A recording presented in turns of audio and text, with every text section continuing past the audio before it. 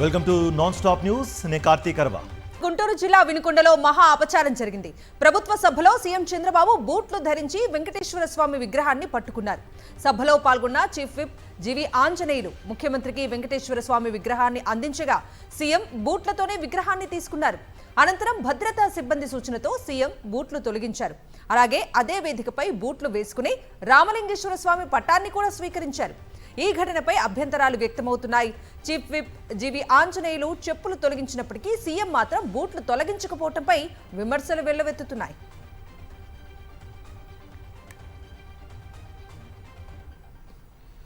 BR Naidu ఆధ్వర్యంలో తిరుమలలో అరాచకాలు జరుగుతున్నాయని మండిపడ్డారు టీటీడీ మాజీ చైర్మన్ భూమన కరుణాకర్ రెడ్డి. వైఎస్ఆర్సీపీ హయాంలో తీసుకున్న వేద పారాయణ పోస్టులను కూటమి వచ్చాక అటకెక్కించారని విమర్శించారు. సంపంగి మండపంలో ఉద్యోగులు వేదం చెప్పేవాళ్లను బెదిరిస్తున్నారని ఫైర్ అయ్యారు. హైందవ ధర్మాన్ని పరిరక్షించాలన్నటువంటి సదాశయంతో సత్సంకల్పంతో జగన్మోహన్ రెడ్డి గారు తీసుకున్నటువంటి నిర్ణయాన్ని ఈ రకంగా వాడుకుంటున్నారు అంటే, అవినీతికి వాడుకుంటున్నారంటే ఇంతకంటే దుర్మార్గం లేదు. ఆ అబ్జర్వర్ ఎవరో గుర్తించాలా, కఠిన చర్యలు అతని మీద తీసుకోవాలని డిమాండ్ చేస్తూ వెనువెంటనే ఫలితాలు ప్రకటించాలని డిమాండ్ చేస్తున్నాం. పాయకరావుపేట ఎమ్మెల్యే వంగలపూడి అనిత తన స్థాయిని మరిచిపోయి మాట్లాడుతున్నారని ఆగ్రహం వ్యక్తం చేశారు మాజీ హోంమంత్రి తానేటి వనిత. మాజీ ముఖ్యమంత్రి వైఎస్ఆర్సీపీ అధినేత వైఎస్ జగన్మోహన్ రెడ్డిని ఏకవచనంతో సంబోధించడాన్ని తప్పుపట్టారు. రాష్ట్రంలో చిన్నారులపై అత్యాచారాలు, హత్యలు జరుగుతుంటే అనిత ఎందుకు స్పందించడం లేదని ప్రశ్నించారు. చంద్రబాబు, లోకేష్ మెప్పు కోసమే అనిత ఇష్టం వచ్చినట్టు మాట్లాడుతున్నారని తానేటి వనిత ఆగ్రహం వ్యక్తం చేశారు. తనకన్నా సీనియర్ అయ్యి తనకన్నా మరి పదవిలో ఒక ముఖ్యమంత్రిగా పదవి బాధ్యతలు స్వీకరించి 5 సంవత్సరాలు ఈ రాష్ట్ర ప్రజలకి మంచి చేసిన ఒక మాజీ ముఖ్యమంత్రి వర్యులను పట్టుకుని నువ్వు అని మాట్లాడడం అనేది మేము తీవ్రంగా ఖండిస్తున్నాం. ఈ రోజున ఆవిడ నువ్వు అనడానికి అసలు ఆవిడ స్థాయి ఏంటండి? జగన్మోహన్ రెడ్డి గారిని నువ్వు అనే స్థాయి ఆవిడది. ఈ రోజున రాష్ట్ర ప్రజలందరూ కూడా గమనిస్తున్నారు. వీళ్ళు అధికారంలో ఉన్నారు కదా, అధికార అహంకారంతో కళ్ళు మూసుకుపోయి ఎవరిని ఏం మాట్లాడాలో తెలియకుండా, సభ్యత సంస్కారం లేకుండా ఇష్టం వచ్చినట్టు మాట్లాడడం అంటే ఇది ఎంతవరకు కరెక్ట్ అండి? కలియుగ దైవాన్ని కూడా కూటమి నేతలు రాజకీయాలకు వాడుకున్నారని మండిపడ్డారు జై భీమ్రావ్ భారత్ పార్టీ అధ్యక్షుడు జడ శ్రవణ్. హిందూ సనాతన ధర్మం పేరుతో రాజ్యాంగాన్ని విచ్ఛిన్నం చేయాలని పవన్ కళ్యాణ్, చంద్రబాబు ప్రయత్నిస్తున్నారని ఆగ్రహం వ్యక్తం చేశారు. చంద్రబాబుకు దమ్ముంటే ఇందాపూర్, బోలేబాబా, హెరిటేజ్ సంస్థల అక్రమ లావాదేవీలపై సిబిఐ విచారణ జరిపించాలని డిమాండ్ చేశారు ఆయన.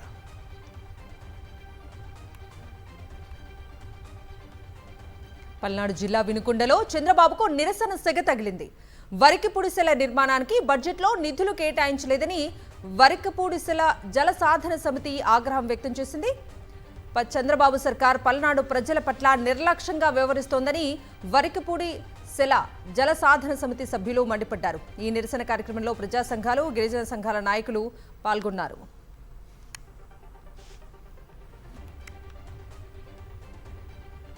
Maharashtra deputy CM Ajit Pawar aircraft ప్రమాదం వెనుక భారీ కుట్ర ఉందని అనుమానం వ్యక్తం చేశారు ఎన్సీపీ నేత రోహిత్ పవార్. మరీ ముఖ్యంగా హెరిటేజ్ ఫిన్లీ సంస్థతో విఎస్ఆర్ సంస్థకు ఆర్థిక సంబంధాలున్నాయి. ఆ సంబంధాలతోనే విఎస్ఆర్ కంపెనీని కాపాడే ప్రయత్నం జరుగుతోందన్నారు ఆయన. హెరిటేజ్ ఫిన్లీ సంస్థకు నాన్ ఎగ్జిక్యూటివ్ డైరెక్టర్లుగా నారా భువనేశ్వరి, నారా బ్రాహ్మణి వ్యవహరిస్తున్నారు. తెలుగుదేశం పార్టీకి చెందిన రామ్మోహన్ నాయుడు విమానయాన శాఖ మంత్రిగా ఉంటే విచారణ నిష్పక్షపాతంగా ఎలా జరుగుతుందని ప్రశ్నించారే. తక్షణమే ప్రధాని నరేంద్ర మోదీ, కేంద్ర హోంమంత్రి అమిత్ షా వెంటనే చొరవ తీసుకుని రామ్మోహన్ నాయుడును ఆ పదవి నుంచి తప్పించాలని డిమాండ్ చేశారు.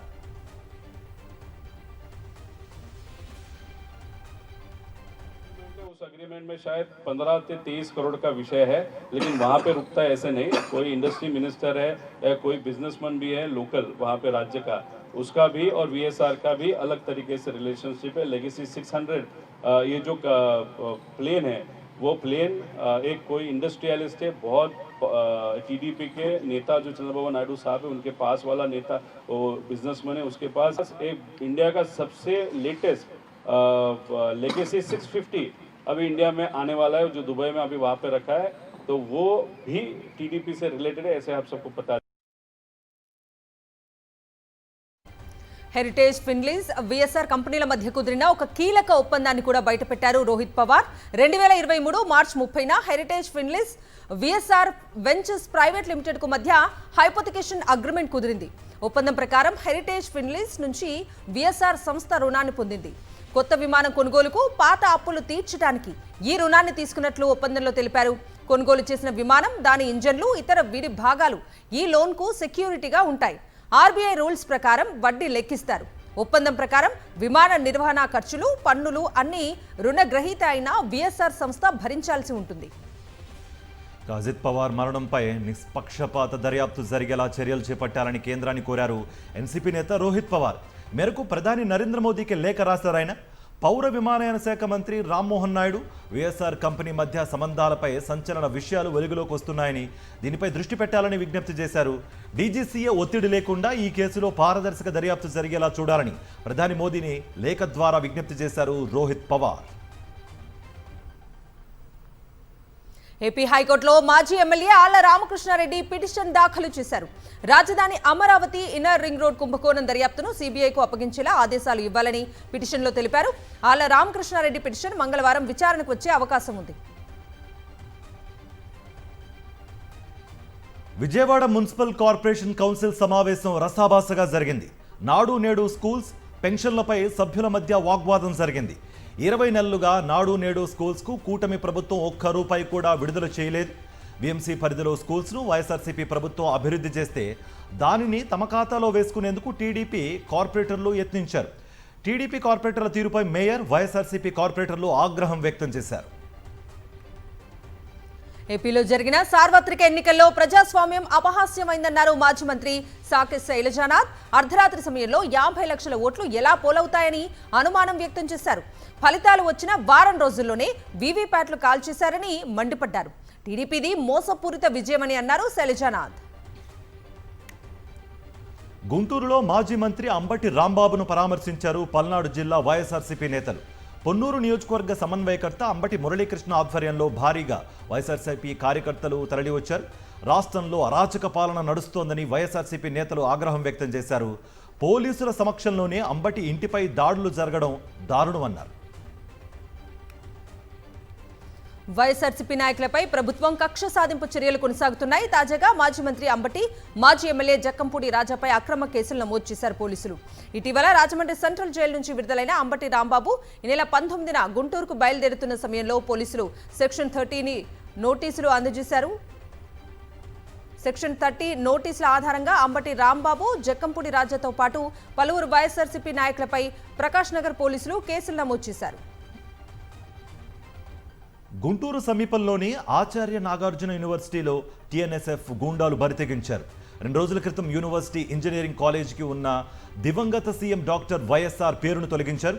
వైఎస్ఆర్ పేరును పునరుద్ధరించాలంటూ వీసీకి వినతి పత్రం ఇవ్వడానికి వెళ్లిన పొన్నూరు వైఎస్ఆర్సీపీ ఇన్ఛార్జ్ అంబటి మురళిని అడ్డుకున్నారు. ఆయన కారుపై దాడికి యత్నించారు. ఇక దౌర్జన్యానికి దిగి యూనివర్సిటీ గేట్లు తీయకుండా అరగంట పాటు ఓవరాక్షన్ చేశాయి టీడీపీ మూకలు. దీంతో అక్కడ తీవ్ర ఉద్రిక్త పరిస్థితులు ఏర్పడ్డాయి. విశాఖ ఆంధ్ర యూనివర్సిటీలో విద్యార్థి సంఘాల మధ్య మొదలైన పోరు తీవ్రమవుతోంది. యూనివర్సిటీలో అశాంతికి దారితీస్తున్న విద్యార్థి సంఘాల పోరును కట్టడి చేయాల్సిన అధికారులు చేతులు కట్టుకొని కూర్చున్నారు. ప్రతిష్టాత్మక విద్యా సంస్థను వీసీ వివాదాలకు కేరాఫ్గా మారుస్తున్నారనే ఆరోపణ ఎదుర్కొంటున్నారు. ఇప్పటికే 2 వర్గాల విద్యార్థి సంఘాల నాయకులు ఒకరిపై మరొకరు పోలీస్ స్టేషన్లో ఫిర్యాదు చేసుకున్నారు. ఏ క్షణంలో ఏం జరుగుతుందో తెలియని పరిస్థితి ఏర్పడింది. తూర్పుగోదావరి జిల్లా అనపర్తిలో కూటమి ప్రభుత్వ అక్రమ కూల్చివేతలు ఆగడం లేదు. ఆక్రమణల పేరుతో వైఎస్ఆర్సీపీ నేతకు చెందిన జీబీఆర్ విద్యా సంస్థల నిర్మాణాలను నేలమట్టం చేశారు. సమీపంలోనే దుప్పలపూడి మెయిన్ రోడ్డును ఆక్రమించి ఉన్న ఇతర నిర్మాణాల జోలికి అధికారులు వెళ్లలేదు. మాజీ ఎమ్మెల్యే సత్య సూర్యనారాయణ రెడ్డి బంధువుల నిర్మాణాలు కావడంతో కూటమి నేతల ఒత్తిడితో కూల్చివేశారు. భారీ పోలీస్ బలగాలను మోహరింపజేసి విద్యా సంస్థల నిర్మాణాలను తొలగించారు. పశ్చిమ గోదావరి జిల్లా ఉండి టీడీపీలో వర్గపోరు పరాకాష్ఠకు చేరింది. సొంత పార్టీ నేతపైనే రఘురామకృష్ణంరాజు కక్ష సాధింపు చర్యలకు పాల్పడ్డారు.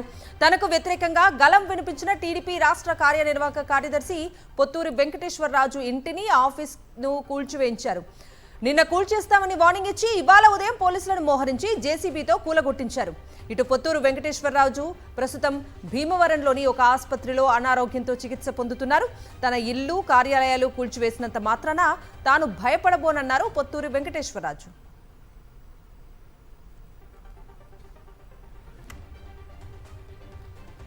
అనంతపురం జిల్లా గుత్తిలో సోలార్ ప్లాంట్ సిబ్బందిపై దాడి చేశారు టీడీపీ నేతలు.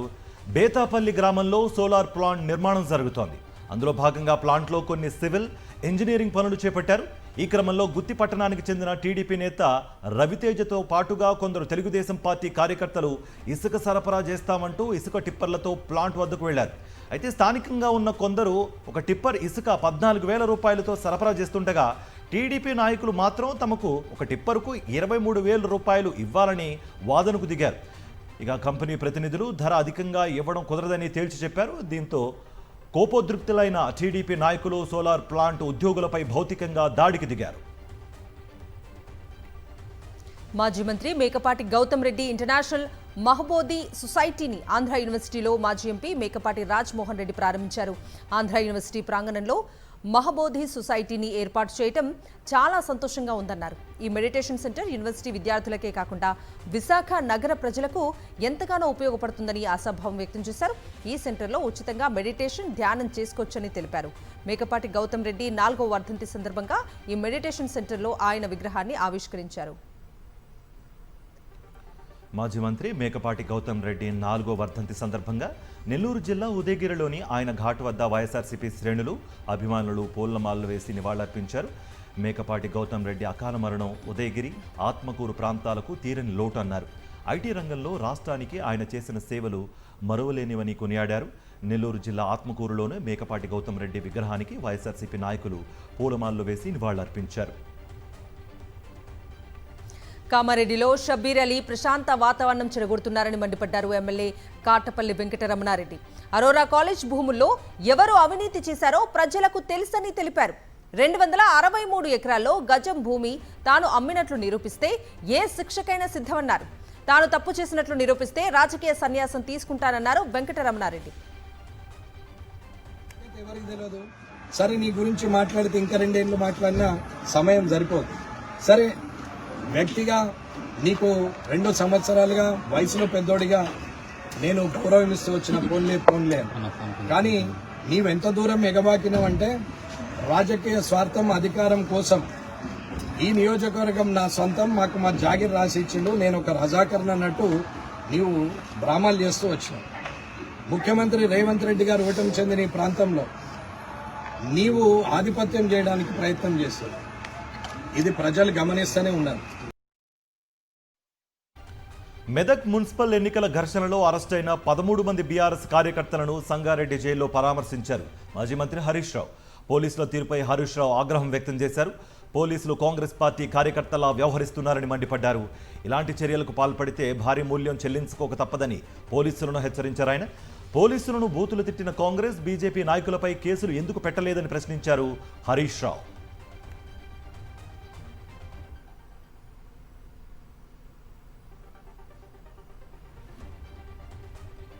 ఏపీ ఎన్నికలపై పరకాల ప్రభాకర్ మరోసారి సంచలన వ్యాఖ్యలు చేశారు. ఈ దేశంలో రాజకీయ పరిస్థితులు ఏమాత్రం బాగాలేవన్నారు. ఈ నూతన భారతదేశంలో 20 సెకండ్లకి ఒక ఓటు పడుతుందని, అర్ధరాత్రి ఒక బూత్లో 2 గంటల్లో 490 ఓట్లు పడ్డాయని చెప్పారు. ఎలా లెక్క పెట్టారో, ఫలితం ఎలా ప్రకటిస్తున్నారో తెలియదన్నారు. ఓటు ఎవరికి వేశారో వారికే పడిందో లేదో గ్యారంటీ లేదన్నారు. అవి సక్రమంగా లెక్కిస్తున్నారనే గ్యారంటీ అంతకన్నా లేదన్నారు పరకాల ప్రభాకర్. ఒక నూతన భారతదేశం, ఇట్స్ ఎ న్యూ ఇండియా. ఈ న్యూ ఇండియాలో 20 సెకండ్లకు ఒక ఓటు పడుతోంది. అర్ధరాత్రి నుంచి తెల్లవారుకట్ల 2 గంటల లోపు ఒక బూతులో 491 ఓట్లు పడుతున్నాయి. మనం వేసినటువంటి ఓటు మనకి ఎవరికి వేద్దామనుకున్నామో వారికి పడుతోందా లేదా అనేది మనకి తెలియదు. మనం వేసినటువంటి ఓటు ఎవరికి వేద్దాం అనుకున్నామో వాళ్ళకి పడిందా లేదా అని తెలియదు. ఎలా పడిందో అలా లెక్క పెడుతున్నారో లేదో తెలియదు. ఎలా లెక్క పెట్టారో ఫలితం అలా ప్రకటిస్తున్నారో లేదో కూడా తెలియదు. దేనికి కూడా. గుంటూరు జిల్లా గిరిజవోలు గుంటపాలెం ప్రజలు గ్రామ సచివాలయం ఎదుట నిరసన చేపట్టారు. తమ గ్రామ సచివాలయాన్ని అబ్బినేని గుంటపాలెంకు తరలిస్తూ ఉండడంపై ఆగ్రహం వ్యక్తం చేశారు. సర్పంచ్కు సైతం కనీస సమాచారం లేకుండా గ్రామ సచివాలయంలోని ఫర్నిచర్ను తరలిస్తున్నారని మండిపడ్డారు. తమ గ్రామం నుంచి సచివాలయాన్ని తరలిస్తే తీవ్ర పరిణామాలుంటాయని అధికారులను గ్రామస్తులు హెచ్చరించారు.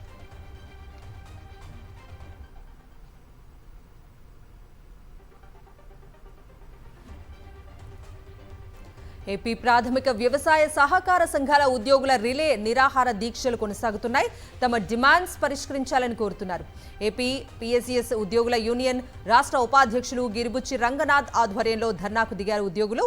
తమ సమస్యలపై ప్రభుత్వం తక్షణమే స్పందించాలంటూ శ్రీకాకుళం జిల్లా కేంద్ర సహకార బ్యాంక్ వద్ద దీక్షలు చేపట్టారు.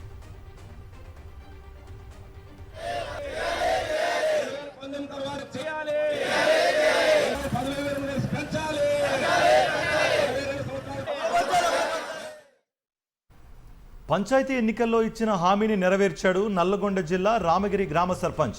వినూత్న ప్రయత్నం చేసి గ్రామంలో కోతులు లేకుండా చేశాడు. కొద్ది రోజులుగా గ్రామంలోకి విపరీతంగా కోతులు రావడంతో స్థానికులు విసిగిపోయారు. అయితే తనను సర్పంచ్గా గెలిపిస్తే గ్రామంలో కోతులు లేకుండా చేస్తానని అతీష్ రెడ్డి హామీ కూడా ఇచ్చాడు. గ్రామస్తులు అతన్ని గెలిపించడంతో వినూత్న ప్రయత్నం చేశాడు. 4 గొరిల్లా డ్రెస్సులను తెప్పించాడు. వాటిని వేసుకుని 4 వార్డు మెంబర్లు కేకులు వేస్తూ గ్రామంలో పొలాల్లో తిరగడంతో కోతులు భయపడిపోయారిపోయి. ఇచ్చిన మాట ప్రకారం సర్పంచ్ కోతుల బెడద లేకుండా చేయడంతో గ్రామస్తులు హర్షం వ్యక్తం చేస్తున్నారు. గుంటూరు జిల్లా మంగళగిరి నియోజకవర్గంలో దారుణమైన ఘటన జరిగింది. ఒక కామాంధుడి వికృతానికి విద్యార్థిని బలైపోయింది. తాడేపల్లి మండలం పులకంపాడులో డిగ్రీ విద్యార్థిని ఇంట్లో ఫ్యాన్కు ఉరివేసుకుని సూసైడ్ చేసుకుంది. మంగళగిరి వీటీజేఎం కాలేజ్లో డిగ్రీ చదువుతున్న యువతిని అదే కాలేజ్లో చదువుతున్న సీనియర్ స్టూడెంట్ రహీం ప్రేమ్ పేరుతో వేధించాడు. ఆమెను లొంగ తీసుకుని రహస్యంగా వీడియోలు తీశాడు. అంతటితో ఆగకుండా తాను చెప్పినప్పుడల్లా కోరిక తీర్చాలంటూ వేధించాడు. లేదంటే వీడియోలను ఫేస్బుక్లో అప్లోడ్ చేస్తానంటూ బెదిరింపులకు పాల్పడ్డాడు. కొందరు విద్యార్థులకు కూడా ఆ వీడియోలను షేర్ చేసినట్లుగా సమాచారం. అయితే జరిగిన విషయాన్ని యువతి తన తల్లికి చెప్పింది. అయినప్పటికీ బెదిరింపులు ఆగకపోవడంతో ఆమె తీవ్ర మనస్తాపానికి గురై సూసైడ్ చేసుకుంది. యువతి తల్లి తాడేపల్లి పోలీసులకు ఫిర్యాదు చేశారు. నిందితుడు రహీంపై కఠిన చర్యలు తీసుకోవాలని డిమాండ్ చేశారు. కంటికి రెప్పలా కాపాడాల్సిన కన్న తండ్రే మానవ మృగంలా ప్రవర్తించాడు. చీకటి పడగానే కామ పిశాచిలా మారిపోయి కుమార్తెపైనే కొన్నాళ్లుగా అఘాయిత్యానికి పాల్పడ్డాడు. ఇదే అదునుగా మేనమామ కూడా బాలికపై లైంగిక దాడికి పాల్పడ్డాడు. ఈ దారుణమైన ఘటన విజయవాడలోని జక్కంపూడి కాలనీలో జరిగింది. కామోన్మాదులు ఇద్దరికీ స్థానికులు దేహశుద్ధి చేసి పోలీసులకు అప్పగించారు. కర్నూలు జిల్లాలో దారుణ ఘటన వెలుగు చూసింది. ఆలూరు మండలం పరిధిలోని ప్రభుత్వ రెసిడెన్షియల్ స్కూల్లో చదువుతున్న ఒక విద్యార్థిపై తోటి విద్యార్థులే లైంగిక దాడికి పాల్పడిన సంఘటన స్థానికంగా కలకలం రేపింది. 8వ తరగతి చదువుతున్న ఒక బాలుడిపై అదే పాఠశాలలో చదువుతున్న 3 విద్యార్థులు అర్ధరాత్రి సమయంలో మూకుమ్మడిగా లైంగిక దాడి చేశారు. తీవ్ర నొప్పితో బాధపడ్డ బాలుడు ఉపాధ్యాయులకు విషయాన్ని తెలియజేసినా సరైన స్పందన లభించకపోవడంతో తన తల్లిదండ్రులకు సమాచారం ఇచ్చాడు. దీంతో కుటుంబ సభ్యులు వెంటనే అక్కడికి చేరుకుని బాలుడిని ఆలూరు ప్రభుత్వ ఆసుపత్రికి తరలించారు. ప్రస్తుతం బాలుడికి వైద్య పరీక్షలు నిర్వహిస్తున్నారు. ఈ ఘటనపై పోలీస్ స్టేషన్లో ఫిర్యాదు చేయనున్నట్లుగా బాలుడి తల్లిదండ్రులు తెలిపారు. బాధ్యులపై కఠిన చర్యలు తీసుకోవాలని వారు డిమాండ్ చేస్తున్నారు. శ్రీ సత్యసాయి జిల్లా ధర్మవరంలో దారుణం జరిగింది. ఓ వ్యక్తి తన ఫ్రెండ్తో కలిసి భార్యను వేధింపులకు గురిచేశాడు. దీంతో బాధిత మహిళ పోలీసులను ఆశ్రయించింది. తన భర్తకు అతని ఫ్రెండ్తో లైంగిక సంబంధాలు ఉన్నాయని ఆరోపించింది. ఇద్దరూ కలిసి తనపై దాడి కూడా చేశారని తెలిపింది ఆ బాధితురాలు. ఇప్పటికే తమ ఆస్తులను కూడా తన భర్త స్నేహితుడు లాక్కున్నాడని వాపోయింది ఆమె.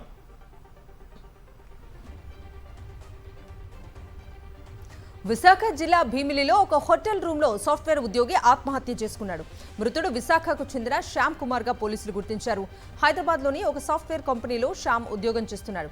కొద్ది రోజులుగా ఒక యువతిని ప్రేమిస్తున్నాడు. అయితే వారిద్దరి మధ్య గొడవలు జరగడంతో ప్రియురాలు ఆత్మహత్య చేసుకుంది. ఆమె తల్లిదండ్రులు హైదరాబాద్ జీడిమెట్ల పిఎస్లో ఫిర్యాదు చేశారు. దీంతో భయాందోళనకు గురై శ్యామ్ కుమార్ ఆత్మహత్యకు పాల్పడ్డాడు.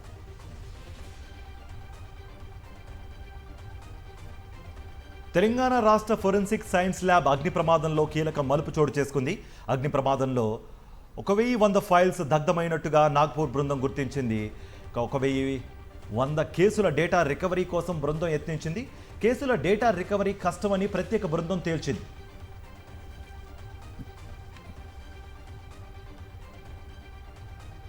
రంగారెడ్డి జిల్లా బండ్లగూడలో ఉద్రిక్తత నెలకొంది. క్రయాన్స్ ఆసుపత్రిలో వైద్యం వికటించి 6 నెలల మగ శిశువు మృతి చెందాడు. చిన్నారికి జ్వరం వచ్చిందని ఆసుపత్రికి తీసుకొచ్చారు తల్లిదండ్రులు. శిశువుకు వైద్యులు చికిత్సను అందించారు. ఈ క్రమంలో చికిత్స పొందుతూ చిన్నారి మృతి చెందాడు. కాలం చెల్లిన ఇంజెక్షన్స్ ఇవ్వటం వల్లే బాలుడు మృతి చెందాడని డాక్టర్లపై కుటుంబ సభ్యులు దాడి చేశారు. నిర్లక్ష్యం వహించిన డాక్టర్స్పై కఠిన చర్యలు తీసుకోవాలని డిమాండ్ చేస్తున్నారు. కర్ణాటక తుమ్కూరుకు చెందిన గజలక్ష్మి అనే ఏనుగు ఉరవకొండ గవిమఠానికి చేరుకుంది. ఆలయ సిబ్బంది గజలక్ష్మికి స్నానం చేయించారు. పైప్తో నీళ్లు పోస్తుంటే భారీ ఏనుగు ప్రశాంతంగా స్నానం చేస్తున్న దృశ్యం భక్తులను ఆకట్టుకుంది. గజలక్ష్మి రాకతో ఉరవకొండ గవిమఠం పరిసరాలు పండుగ వాతావరణాన్ని సంతరించుకున్నాయి. గజలక్ష్మికి ప్రత్యేక పూజలు నిర్వహించి ఆలయ సేవల కోసం సిద్ధం చేసినట్లు గవిమఠం అధికారులు తెలిపారు.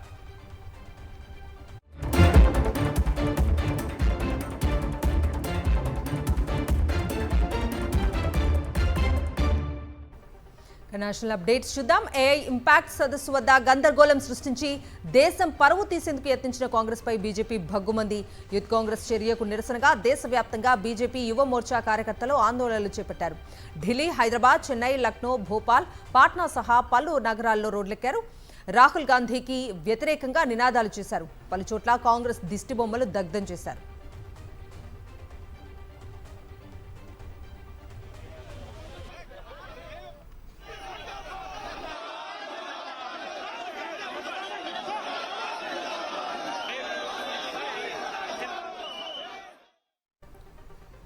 ఏఐ సమ్మిట్లో యూత్ కాంగ్రెస్ వ్యవహార శైలిపై వైఎస్ఆర్సీపీ అధినేత వైఎస్ జగన్మోహన్ రెడ్డి ఫైర్ అయ్యారు.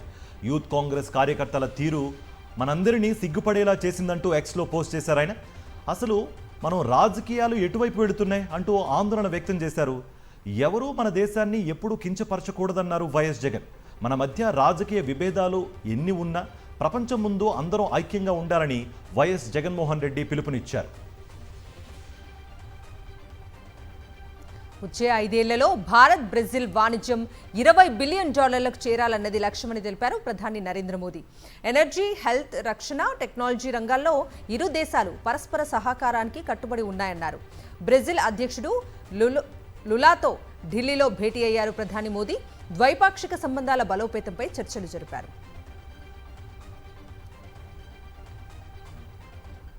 అక్రమ వలసదారులపై ఉక్కుపాదం మోపుతామన్నారు కేంద్ర మంత్రి అమిత్ షా. నక్సలిజం నుంచి దేశం విముక్తి పొందుతున్నట్లే చొరబాటుదారులను కూడా ఏరివేయడం సాధ్యమేనని తెలిపారు. వారిని ఓటర్ల జాబితా నుంచే కాకుండా దేశం నుంచే తొలగిస్తామన్నారు. రాబోయే 5 ఏళ్లలో ఈ పనిని పూర్తి చేస్తామని వెల్లడించారు. చొరబాటుదారులను రక్షించాలనే కాంగ్రెస్ విధానాలు అస్సాంకు ముప్పుగా మారాయని విమర్శించారు అమిత్ షా. 2014 పరువు నష్టం కేసులో మహారాష్ట్రలోని భీవండి కోర్టు ఎదుట హాజరయ్యారు కాంగ్రెస్ అగ్రనేత రాహుల్ గాంధీ. మహాత్మా గాంధీ హత్యలో ఆర్ఎస్ఎస్ ప్రమేయం ఉందని గతంలో రాహుల్ ఆరోపణలు చేశారు. ఆర్ఎస్ఎస్ ప్రతిష్టను దెబ్బతీసేలా రాహుల్ గాంధీ వ్యాఖ్యానించారంటూ ఆయనపై పరువు నష్టం దావా వేశారు ఆర్ఎస్ఎస్ కార్యకర్త రాజేష్. దీంతో ఈ కేసులో బెయిల్కు సంబంధించి కొత్త గ్యారంటీ దాఖలు చేయడానికి కోర్టు ముందు హాజరయ్యారు రాహుల్ గాంధీ. కాంగ్రెస్ మహారాష్ట్ర చీఫ్ హర్షవర్ధన్ను తన కొత్త హామీదారుగా పేర్కొన్నారు. అమెరికా ప్రెసిడెంట్ డొనాల్డ్ ట్రంప్నకు షాక్ ఇచ్చేలా అమెరికా సుప్రీంకోర్టు ఇచ్చిన సంచలన తీర్పుపై భారత వాణిజ్య శాఖ స్పందించింది. యుఎస్ సుప్రీంకోర్టు ఇచ్చిన తీర్పు వివరాలను తాము పరిశీలించామని, అధ్యయనం చేస్తున్నామని వెల్లడించింది. సుప్రీంకోర్టు తీర్పునకు అనుగుణంగా కొన్ని చర్యలను చేపడతామని అమెరికా ప్రభుత్వం ప్రకటించిందని భారత వాణిజ్య శాఖ పేర్కొంది. ఈ అన్ని పరిణామాలను, వాటితో ఏర్పడబోయే పర్యవసానాలను నిశితంగా అధ్యయనం చేస్తున్నామని చెప్పింది. దేశ రాజధాని ఢిల్లీలో బాంబు పేలుళ్లకు ఉగ్రవాదులు కుట్ర పన్నినట్లుగా నిఘా వర్గాలు హెచ్చరికలు జారీ చేశాయి. ఎర్రకోట వద్ద బ్లాస్ట్కు ప్లాన్ చేసినట్లుగా ఇంటెల్ ఇచ్చాయి. చాందినీ చౌక్లోని ఆలయాలను లష్కర్-ఏ-తోయిబా ఉగ్ర సంస్థ టార్గెట్ చేసినట్లుగా ఇంటెలిజెన్స్ వర్గాలు పేర్కొన్నాయి. పాక్లో మసీద్ వద్ద పేలుడుకు ప్రతీకారంగా ఈ పేలుళ్లకు ఉగ్రవాదులు కుట్ర చేసినట్లుగా సమాచారం. నిఘా వర్గాల హెచ్చరికలతో ఢిల్లీ పోలీసులు అప్రమత్తమయ్యారు. రెడ్ ఫోర్ట్ పరిసరాలు సహా ఢిల్లీ వ్యాప్తంగా భద్రతను కట్టుదిట్టం చేశారు. తనిఖీలను ముమ్మరం చేశారు.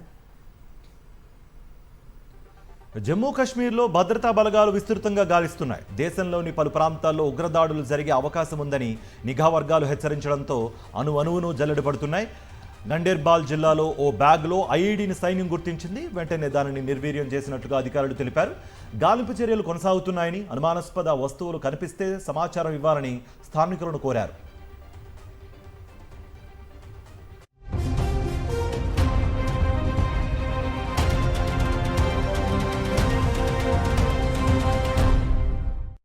ఇంటర్నేషనల్ అప్డేట్ చూద్దాం. బంగ్లాదేశ్లో తారిక్ రెహమాన్ ప్రభుత్వం ఏర్పడి వారం రోజులైనా గడవక ముందే భారత్ బంగ్లా సంబంధాల్లో కీలక పురోగతి ఏర్పడింది.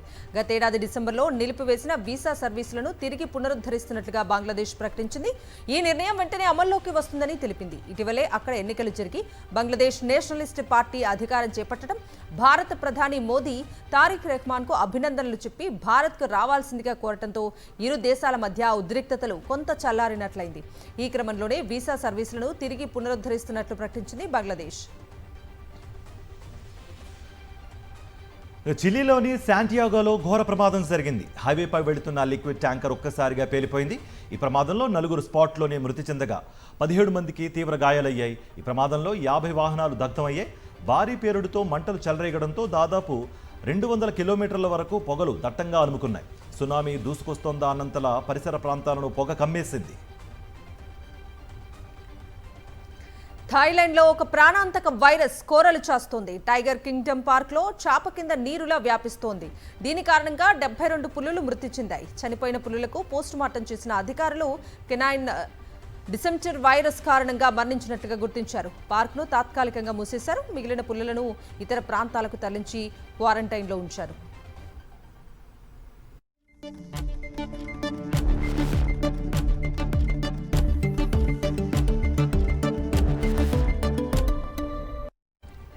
Business briefs. బంగారం ధరలు మళ్లీ పరుగులు పెడుతున్నాయి.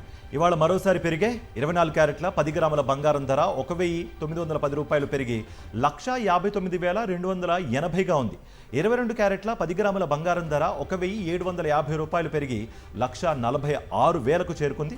అటు వెండి ధరలు కూడా పెరిగాయి. కేజీ సిల్వర్ రేటు 5,000 పెరిగి 2,75,000కు చేరింది.